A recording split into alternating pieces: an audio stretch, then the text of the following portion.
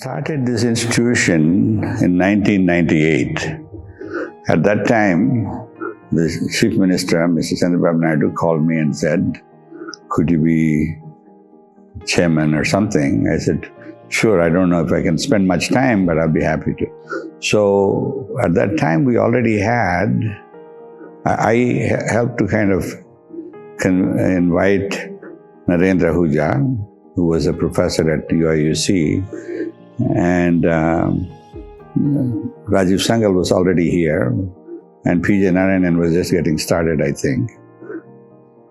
My view at that time was, in India, we don't have a culture of teaching children how to do research. They are mostly spoon-fed. They go into class, they get told certain facts, then they have to show that they understood the facts or repeat the facts or something. It's mostly, almost no thinking was involved. It's being ability to understand and then repeat what was said in the class. One definition of research is learning without a teacher. So the issue is, supposing there was no teacher, supposing there was no textbooks already exactly preparing you to learn whatever, then how do you learn?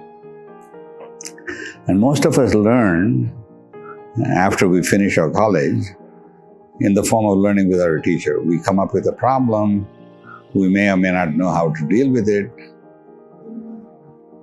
but we proceed in some systematic way. The idea of learning without a teacher, where there's nobody else to tell you what the right thing to do is something we should teach our students. I call it learning to learn by yourself.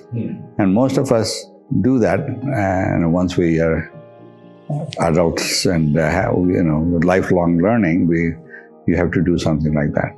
So if you prepare them a little bit, and how do you prepare them? In general, the first thing, even before there was computers, is libraries. Libraries are a source of information and knowledge. They're books and organized and so on. If you don't know how to effectively use a library, then you're don't know how to learn without a teacher. So that's not something that's routinely taught. If you look at the curriculum in high school and colleges and so on, you learn there's a library, you can go check out a book and so on, but they don't teach you how the libraries are organized, how to find a book, where to find it, and how to. And the situation has changed in the last 30, 40 years since IIIT has been formed. Even when it was formed already, it was there, Google was just getting started. There were a number of other web surfing systems like Lycos and Alta Vista and so on, where you could search for and find information. Today, whenever I run into a problem, I go to Google search or something, and invariably, if it is some standard topic, there would be a Wikipedia article right at the top. So the idea of using an encyclopedia is again something that's never taught. I don't know if you came across Encyclopedia Britannica, and I've seen it. I've seen the volumes. That's all I said, my God, there's so much to learn. Nothing more. I didn't even open one of them, mainly because that was not something we were encouraged to do. If you touch those books, then you might damage them, therefore you should not. And so, in general, the idea of learning to learn and learning without a teacher, and these are concepts that we should inculcate in our students and our children going into the future. So we are fortunate to live in this day and time, mainly because we have access, almost all of us have access to a smartphone, which gives us access to Wikipedia and Google search and so on, which enables us to learn by ourselves. But if we are not confident, if we are not empowered by our teachers and the environment to learn that way, we will always be a little nervous. And so that's also true on learning how to repair things.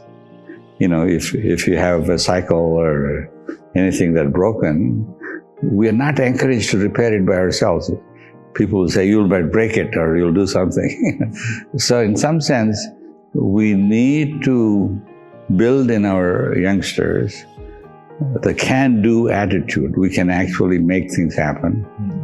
And some parents are able to do that. Most of our parents, they themselves never got it, therefore. And many of parents are from villages like my parents. They're not even in a position to tell me how to do that, right? So I think today, when we were starting the institution, that was something we said we ought to do, and then that we should introduce research into the undergraduate curriculum. Exactly how to do it and what to do, there's been a lot of discussion, debate, and I'm not sure we're doing it perfectly, but something is better than not doing it at all. And the most important thing is every undergraduate that joins here is taught to engage, join up in some research lab to do something. Whether they do it in the first year or second year, it doesn't matter. Ideally, they should do it even before they come here, learning without a teacher. I call it the Ekalavya model. If you don't have a teacher, how are you going to learn?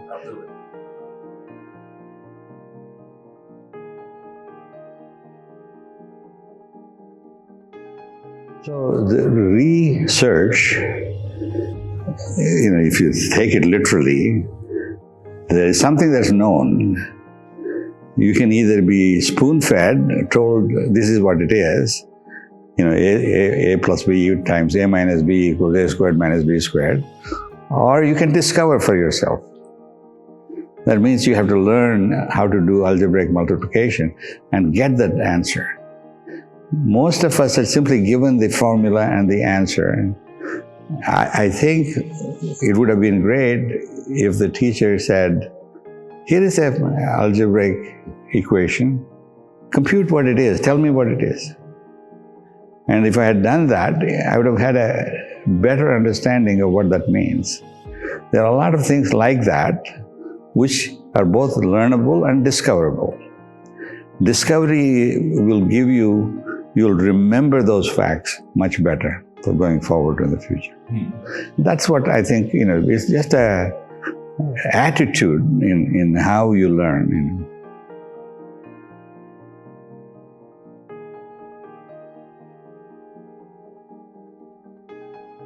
The government was very supportive in those days. Originally, when Chandrababu Naidu, they helped to set up this whole institution. They gave us the land and buildings for 1 rupee a year per lease or something like that, which is, substantial. Today, our IIIT is self-sufficient, and we are able to manage, and we have resources. We also get additional revenues from the infrastructure that we inherited. So I think, but to do research on the scale that, say, CMU does, at CMU, the Robotics Institute budget these days is over $100 million.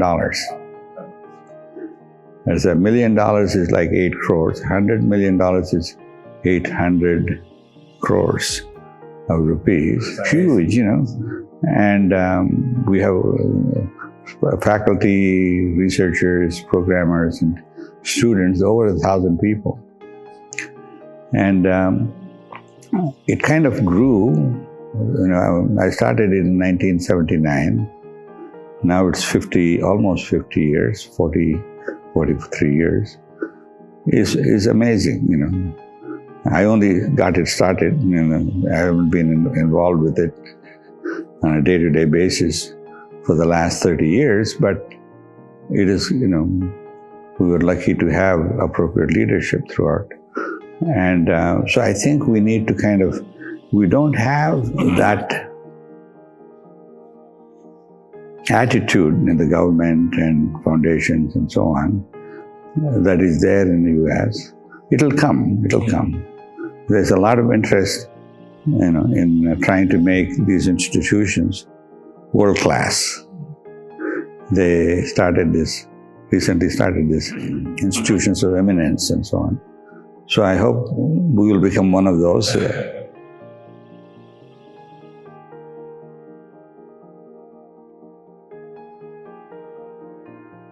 The key thing is there was no political interference. So if you look at even IITs, which are well known, the head of IIT is appointed by a political entity, the Minister for Education, HRD or something. And then there are all kinds of political interference. Here we have zero, no political interference at all.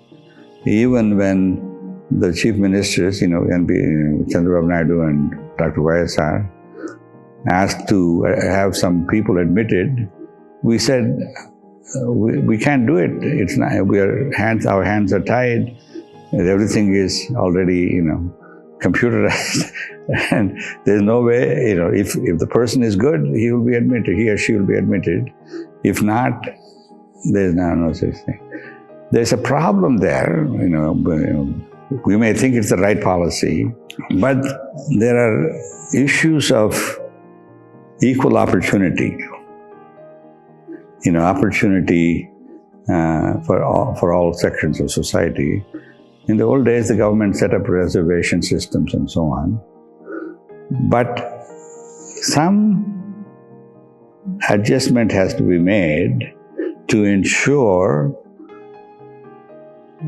other sections have equal opportunity. And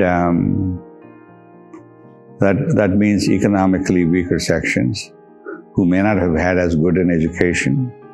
Therefore, in the current system, they would not get admitted here, mainly because they won't be in a competitive exam on a national scale.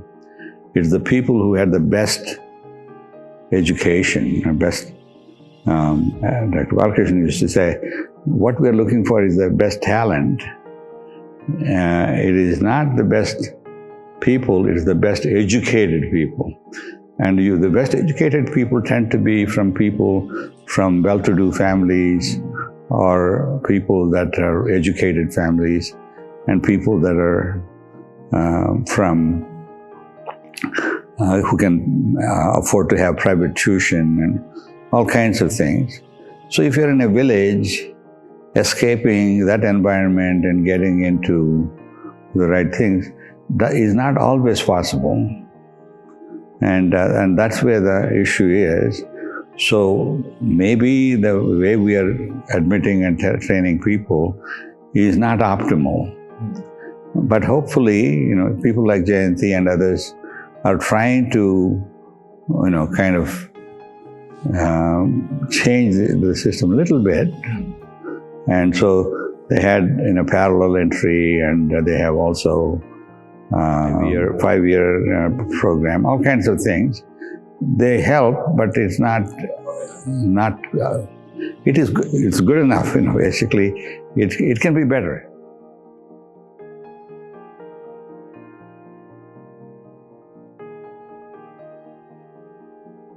It's not what we can expect, it's what we cause to expect. Namely, there is a famous saying from Alan Kay, which is a variation of what Abraham Lincoln said.